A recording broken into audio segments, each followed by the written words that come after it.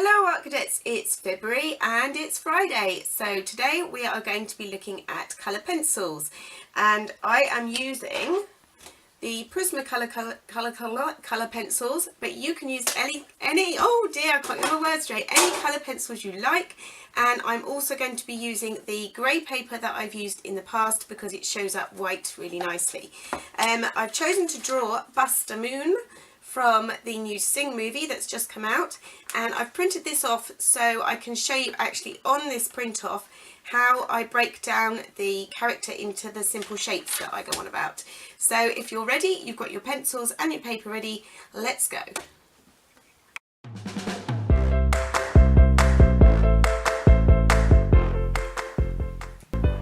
So here's my printout that I showed you in the beginning, and when I look at a picture I try and look for the simple shapes, and I thought I would this time show you what I mean on the actual picture.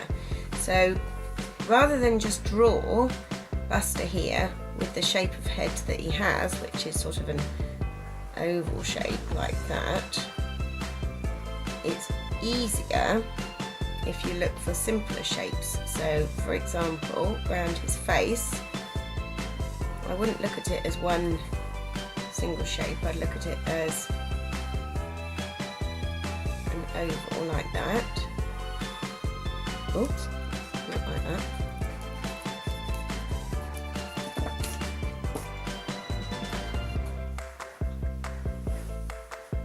Okay, so that's one shape that we can then recreate when we go to draw it on our paper. And then I would possibly do a half circle or that sort of shape over the top. Also, I tend to draw a line down the middle so we can make sure that everything's in the right place with a line of symmetry.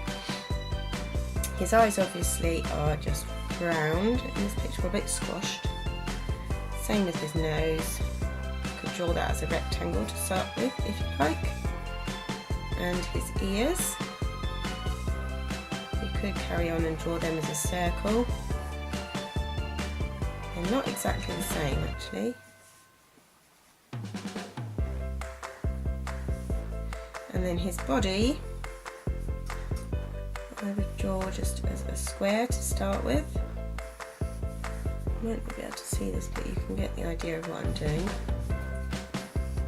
So that when we go onto our paper, we can just recreate these simple shapes that we've made. So rectangles for arms, and then we'll do another square on the bottom for his legs. And then kind of cross there with some feet. So we're looking to create a shape that's a round oval here, semicircle over the top, ears on the side,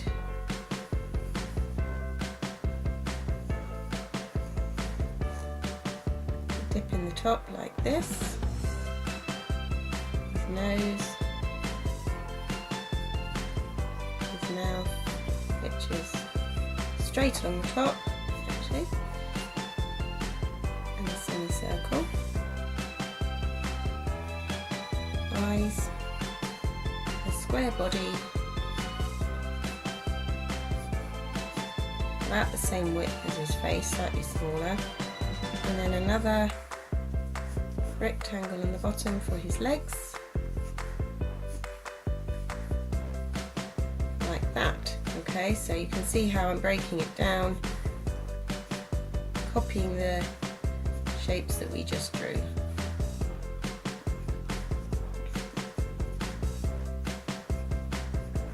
Arm's a little bit more tricky there, but that's another rectangle. His hand there and his microphone there. So that's how I break it down and then recreate it on our paper.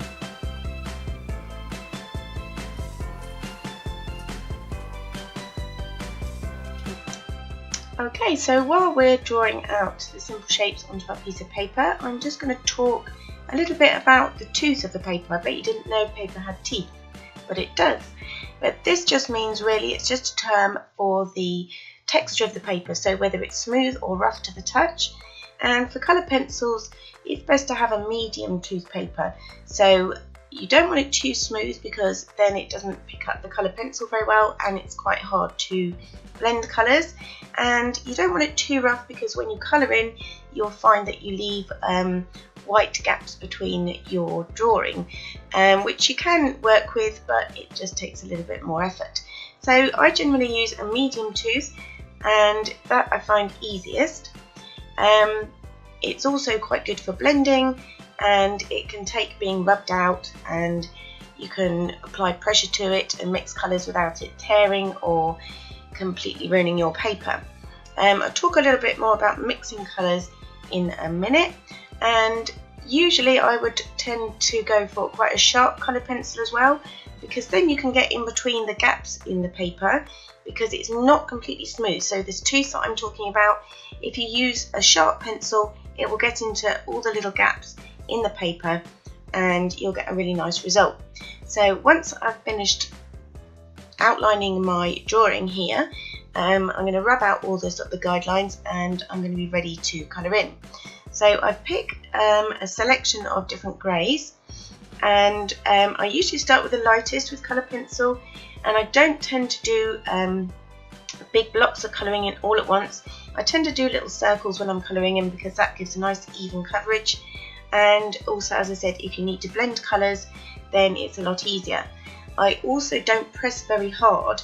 I think the tendency with colour pencils is to press quite hard to get that colour on the paper, but talking about the tooth, if you do press quite hard on the paper that you're using, you tend to flatten that tooth out and you can't then mix colours on the paper and it becomes quite shiny.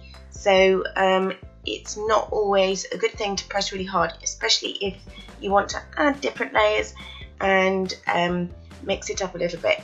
So yeah, top tip, when you're using colour pencils, use a sharp pencil and don't press too hard.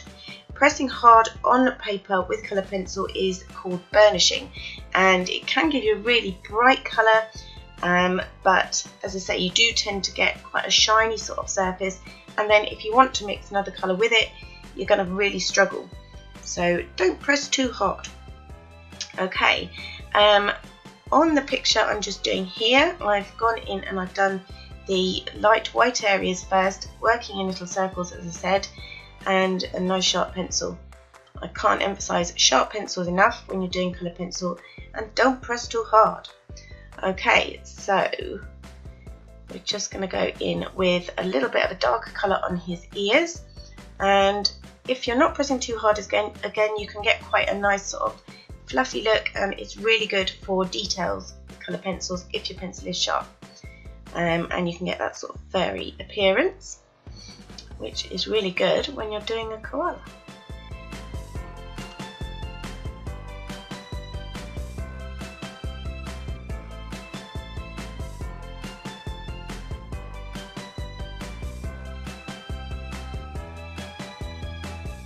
Okay, so I'm just going in with the blue colour for his jacket here, and again you can see I'm working in smaller circles. I do press a little bit harder up under his neck where there would be a little bit of shadow, and I also use more than just one colour so you can get a bit more texture. So you'll see when I've finished colouring him in, I go in with a darker colour as well. So it's really nice if you've got a range of different colour blues. And also what's really helpful when you're doing colour pencils is if you've got a white. Now maybe you think having a white in your colour pencil pack isn't always useful unless you're doing it on colour paper, but I will show you a little tip in a minute where I use the white pencil to actually help blend the colours of the colour pencil in. So I'm just going to go around and do a bit of dark emphasis to show a little bit of shadow on his jacket and where his jacket meets his shirt as well, and also areas that would be a little bit darker. So you've got folds in his jacket, underneath his jacket, and again on his shoulders.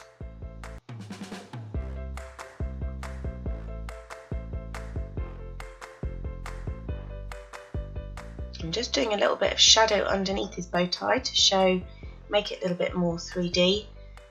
And the same on his shoes. Now this is where I was just saying about using white, because you can actually use it to blend your colours in, as well as to give highlight, because white is really good for sort of mixing those colours on the paper, as I'm doing here. It does tend to make the colour go slightly lighter, so that's fine. You can go in and do another layer if you want to over the top, and just to fill in a few more details that you might have lost by mixing with the white. But I think it gives a really nice texture and smoothens it out a bit, so that you don't get all the white gaps in the paper that you would get if you don't blend it with the white. And just using the black now to give a bit of definition on his microphone, and again using that white to blend the colour on his nose, so you get a little bit of highlight without it being too bright, because it's still a black nose at the end of the day. And little bit of detail in his mouth to just show where his teeth are. I don't generally go in and do lines on his teeth, because that wouldn't really look very natural and would look a bit harsh, so just the indication along the edge of his teeth where they would separate.